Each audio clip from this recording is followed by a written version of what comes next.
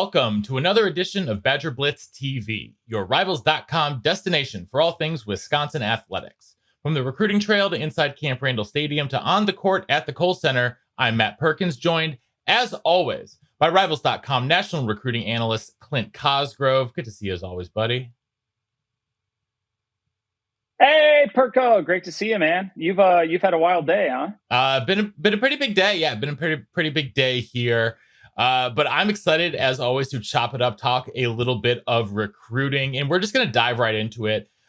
This week, we're going to start with a question from the audience over in the Badgers Den, part of the Rivals.com Badger Blitz page. Shootsman wants to know a little bit more about Luke Williams. I know he's a kid that you identified really early in the process. He's got a Wisconsin offer right now. I personally think he is absolutely a Power 5, upper level Power 5 player. But, want to know more about him and where Wisconsin stands right now for the really talented 2024 receiver. Yeah, so no, he's got a chance to be a very special player. He is a very gifted player. Like you said, I don't want to say I found him, but I identified him during the COVID season in Illinois. Kids were kind of robbed of a normal fall, but what the state did allow them to do is do a couple inter squad, practices, allow them to get out there in case, it was almost like a spring football or whatnot, and hopefully have them prepared if they were able to, do a spring season, which they did end up doing. So Luke, I showed up in practice, and his older brother was a heck of a football player who I believe he signed with Northern Illinois this year. So Luke was a freshman back then. He was a little smaller, but he was already the size of his older brother, which was impressive. And then just watching him in drills and competition segments during their practice, and it was their last one that they had. So they did a little, kind of like ultimate Frisbee type football game at the end, and just watching him play in space and work backwards, forwards, all over the place. He's just a tremendous athlete with an incredible ceiling. He's continued to grow. I've seen him a couple times this off season. Not necessarily work out, but I've gotten to talk with him, and I saw him at some camps over the summer as well. For him, it's just going to be, how big is he going to get? He already has pretty good size. He's pushing 6 foot. He's thin right now, but he's got a lot of length, and he's got a frame to add weight. He's a great kid. He works hard at it. He's probably quicker than he is fast, although he runs well. I don't know if you're going to, sit there and try to major in hitting the home run with him all day as far as, throwing deep balls and stuff like that. But he is lethal in space with the ball in his hand. So he's just a tremendous all-around athlete. Yes, he's a receiver, but he's a skilled player that could play defensive back as well. He can be a difference maker in the return game. And there's just overall a lot to like him. He's a kid who's in that 4-star discussion. Right now he has not been labeled a 4-star yet. But he's right there. I would not be shocked to see him be a 4-star kid at the end. And Wisconsin is a school that I have heard he really likes, and I would imagine the Badgers have a good shot with him. Yeah, when I watch him, I actually kind of see him as a little bit more on the defensive side of the ball. He can definitely, obviously, excellent receiver, but I think you saw him break on some of those out routes, and I think he sees the ball and feels the game really well. And you said that he plays well in space, and I feel like he could do that in the defensive backfield as well. One of the perks of football being back, now that it's week 1, we've got prospects coming on campus. The Badgers are hosting a whole bunch of quarterbacks actually here in week 1. We're going to take a look at 2 of those kids today. The first one is Ryan Browne. And now he is the 5th year. He's taken a prep year up at Milford Academy in New Berlin, New York. And he is a kid whose team saw a ton of success in really high level football in Florida, was originally committed to Western Michigan last year, said, no, I want to come back. I believe I'm a Power 5 player. And he's, going to prep school to prove that. He's going to be on campus in Madison this weekend. Clint, you've had a chance to, get to learn a little bit more about him. Tell us your thoughts on him. I think the first thing that stands out about him is his size and athletic ability combination. He does a lot of good things with his feet. You'll see on his film that he moves the pocket. He can throw well on the run, and he's got a big arm. A little bit of an elongated release, but when you're looking for a guy, it's funny saying it's late since their senior season just started. In his case, his prep year. But when you're looking for a guy this late in the quarterback recruiting process, he's a guy that you see some upside with. If you're going to take a chance on a guy, let's take a chance on a guy with some athletic ability, a big arm, and the size. Now, I haven't followed him like some of my colleagues have. I talked to Ryan Wright, our Southeast national analyst who is in Florida, who got to know him a little bit when he was in high school, said he has a lot of upside, need to develop as a passer, and his biggest strength is probably his ability to run at his size. And, you see they like to throw with him on the move. And I think he feels more comfortable when he's moving. He's not necessarily your prototypical, although he looks like one and has the skill set as one. He's not your prototypical just stand in the pocket and 5-step drop and, pick apart the defense. So I think his biggest upside is, out of the shotgun and on the move. Not typically the type of quarterback we've seen at Wisconsin. He needs to develop as a passer. That's going to be his biggest thing. Yes, he has the arm strength. Yes, he can make all the throws mechanically. Is he going to be patient in the pocket? Is he going to keep his eyes downfield, or is he going to continue to be a guy who needs to move the pocket in order to make his biggest plays? He has the ability to be a guy, especially developmentally. And when you're looking for a guy projecting to come in and be a guy who can compete for a starting job. When you talk about taking, and I know we're going to discuss this later, and I'll get to it then.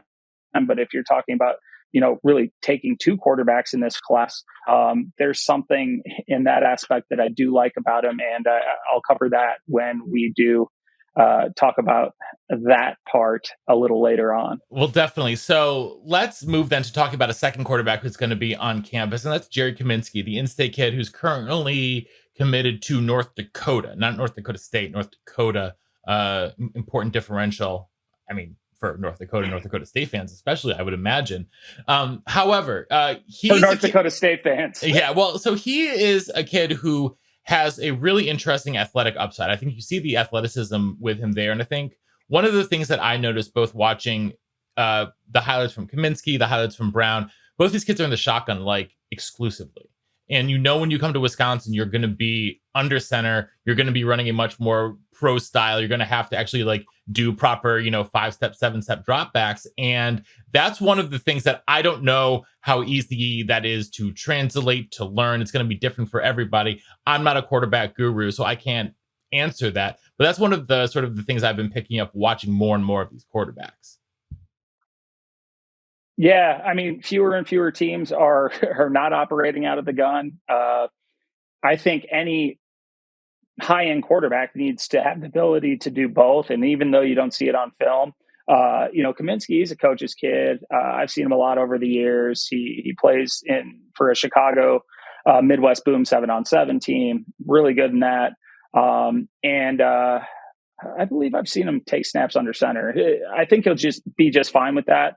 It's not as drastic as necessarily a kicker going from kicking off a tee to kicking off the ground in college. But it is an adjustment, and some guys cannot make that adjustment.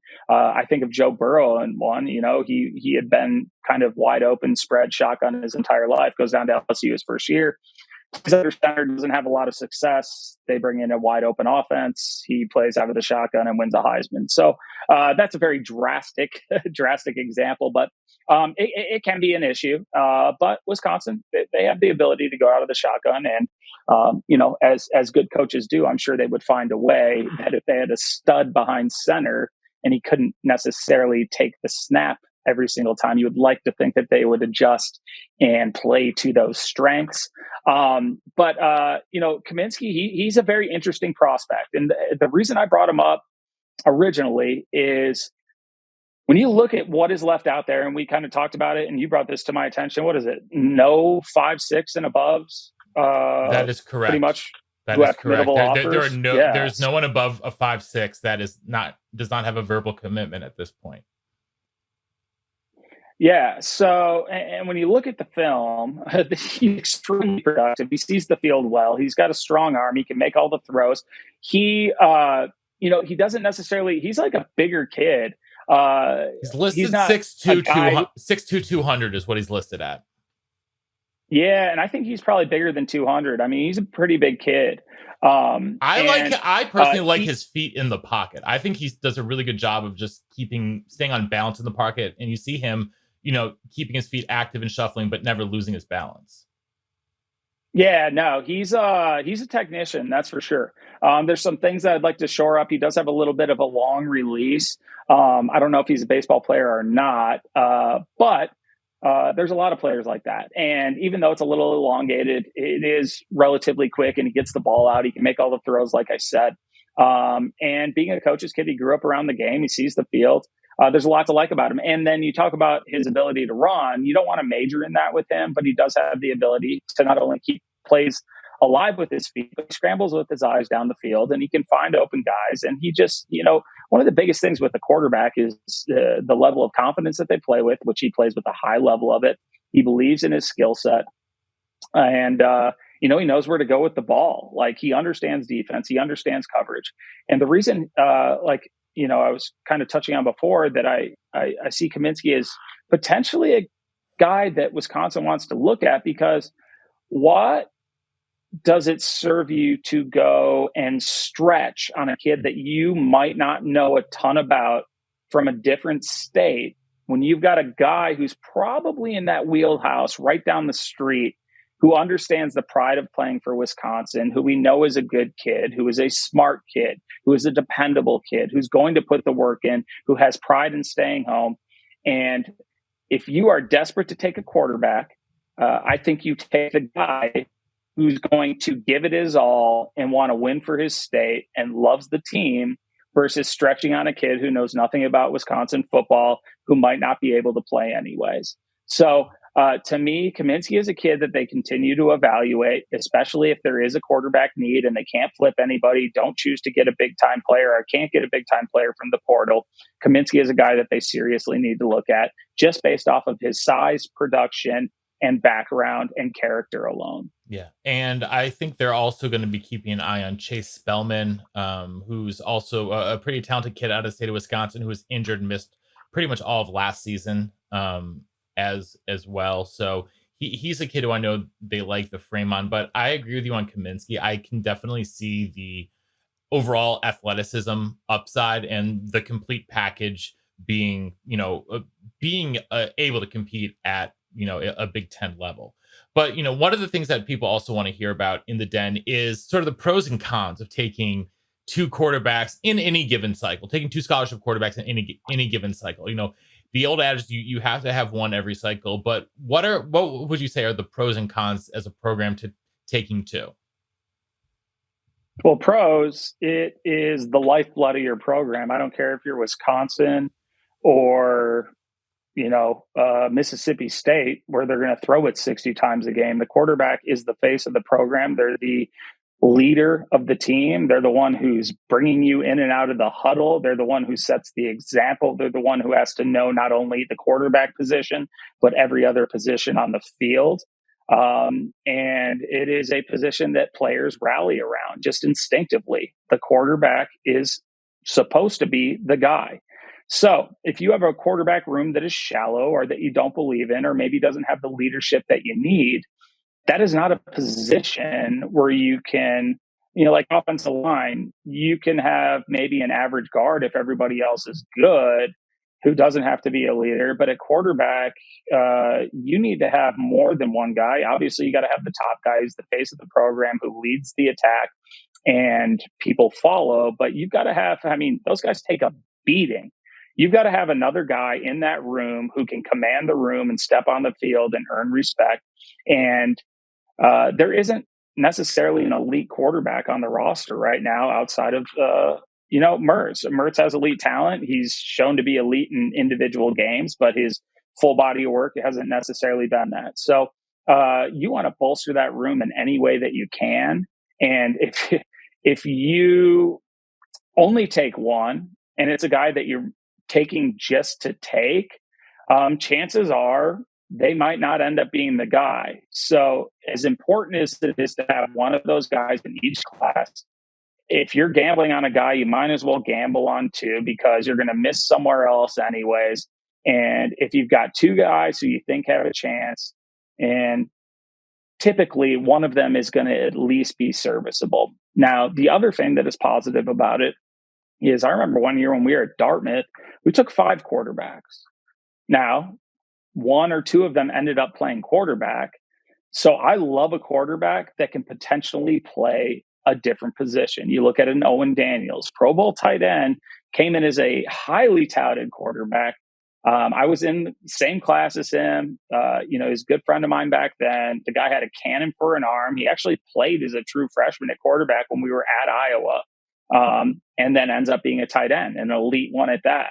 When you look at Browne, and if you're going to take two, I would say you take a guy that can play another position potentially if he doesn't work out. So I would consider that not necessarily a quarterback take, but he would be a team take. And I believe Browne has the size and skill set to potentially be a tight end. Maybe he's got some dog factor that we don't know about, and he likes to hit people. He could be a defensive end, an outside linebacker.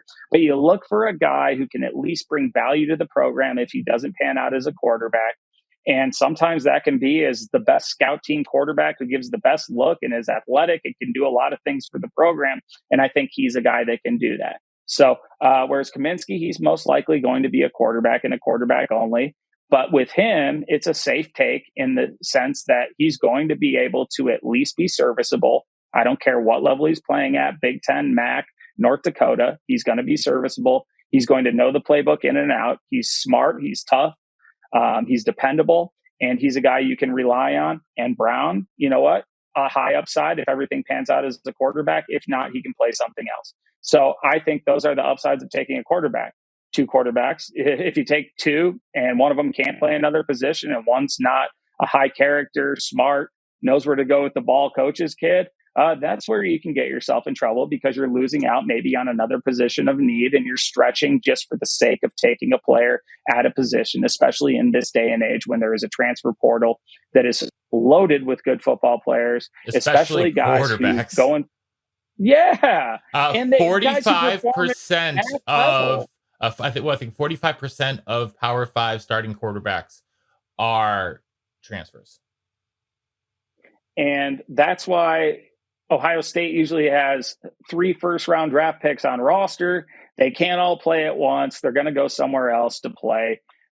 Maybe not right away. They may be patient at first, but they're going to go somewhere where they can get themselves to the NFL, even though they can probably do it as a backup there as well. But, and then you look at the MAC and FCS level, there's some dudes there. I played against some fantastic quarterbacks when I was coaching at Dartmouth, just as I did at Minnesota or Nebraska.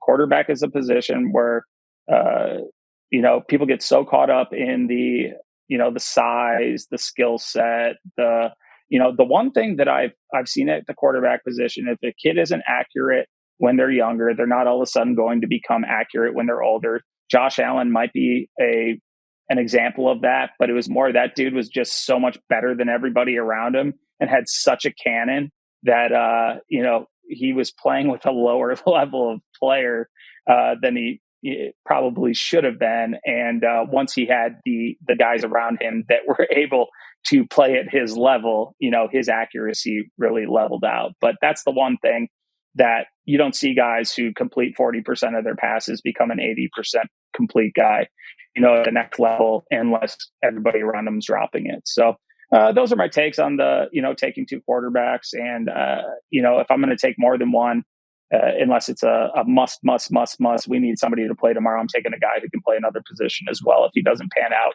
behind center.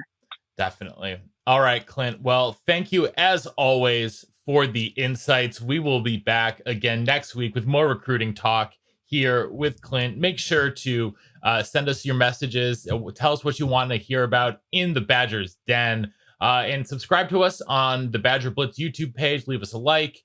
Make sure you're over on badgerblitz.com all day, every day to keep up with the latest news. If you like what you hear here, you can check out my podcast, Believe in Badger Football, with the Hebrew Hammer, Matt Bernstein. By the time you hear this, our latest Bernie. our latest episode with Joe Thomas will be out. That was phenomenal stuff to get to chop it up with a legend. And yeah, we'll be back Monday with that show as well. Monday morning fullback coming at you with a little game recap with me and Bernie. And but until then, make sure you're subscribing to Badger Blitz on YouTube, following the Badger Blitz Instagram and Twitter pages, on the website all the time, in the den. And we will see you next time in the den. See you there.